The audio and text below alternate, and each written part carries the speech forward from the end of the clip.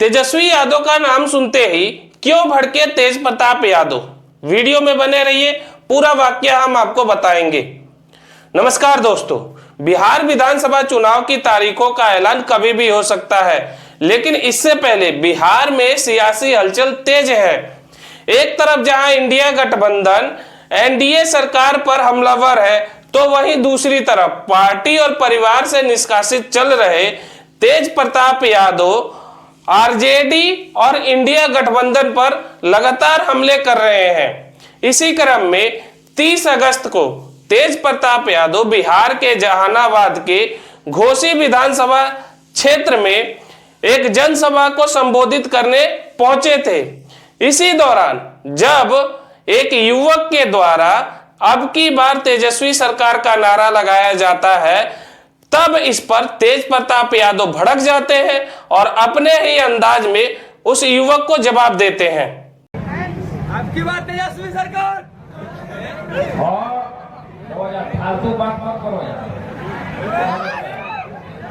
तुम्हारे से है क्या भाई? पुलिस पकड़ेगा लेके चल जाएगा। फालतू का बात मत करो। जनता का सरकार आता है, किसी व्यक्ति या विशेष का सरकार नहीं होता।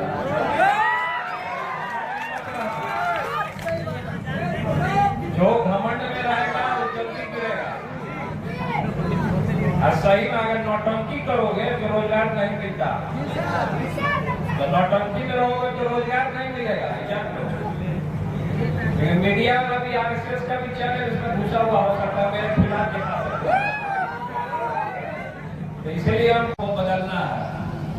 और बहुत सारा पारूपिया होगा जो टीम तेज प्रताप के लोगों को तोड़ने का भी काम कर रहा होगा, उसके चक्कर में मत पड़िएगा। क्योंकि भाई हमको तोड़ने का काम दिया, हमको भगवान ने मौका दे दिया, हमको तोड़ा। जो अपना किसी का नहीं हुआ वो जनता का क्या होगा?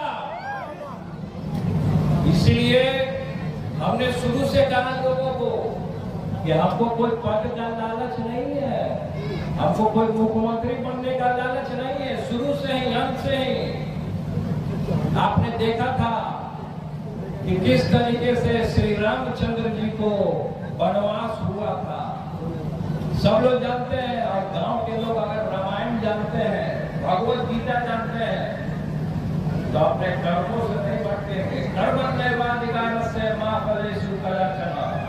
भगवान श्री कृष्ण ने कर्म के बारे में कहा है कि कर्म प्रधान है।